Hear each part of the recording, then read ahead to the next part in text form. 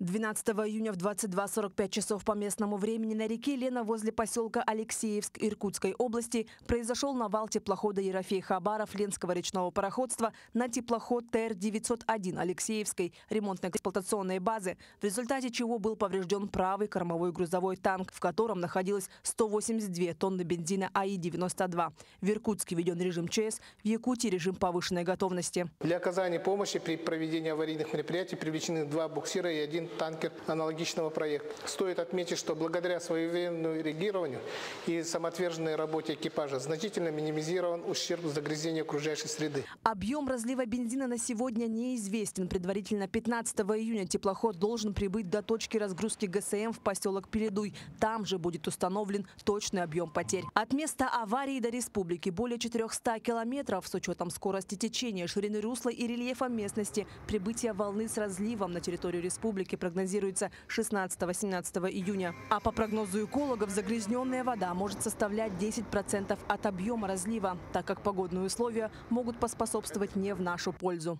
Несмотря на то, что бензин улетучивается при высоких температурах атмосферного воздуха, но вы как вы сами видите, у нас сейчас очень такие низкие температуры, ветер, вот бензин, нефтепродукты, которые разлились, они будут смешиваться с водой, естественно, влиять на химический состав воды.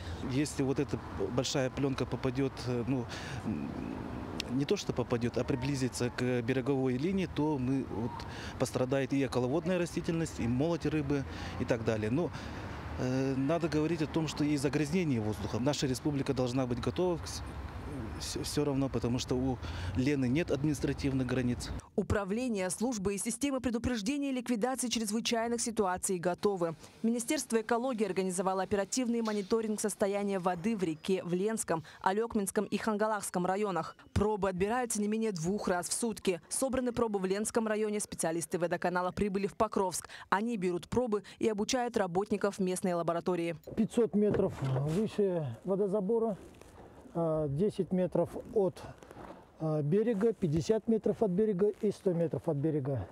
И будем постоянно делать отбор каждые 6 часов, пока не поймаем какие-то нефтепродукты. Надеемся, что не дойдет, но мы всегда готовы к наихудшему, чтобы не было у нас никаких проблем с подачей воды в поселок. Боновые заграждения для локализации разливов нефтепродуктов установили в районе Алекминского водоканала. Помощь оказала компания «Транснефть», имеющая специальное оборудование и навыки. Усилен мониторинг воды и утвержден график последующих заборов управлением Роспотребнадзора. Были нами выданы предписания в ресурсоснабжающие предприятия, которые снабжают питьевой водой население, чтобы они усилили производственный контроль качества подаваемой воды населению.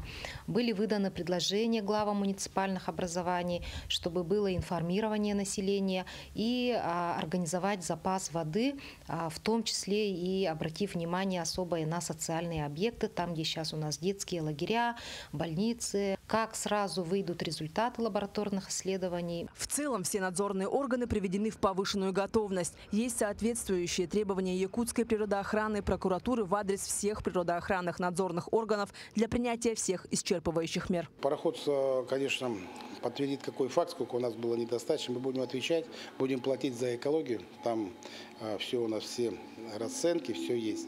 По поручению главы республики Айсена Николаева для контроля ситуации на месте в Ленский район в ближайшие сутки вылетит оперативная группа во главе с первым заместителем председателя правительства Дмитрием Садовниковым. Правительством республики осуществляется взаимодействие с правительством Иркутской области. Марферина Алексеева, Иван Сорокаумов, Якутск.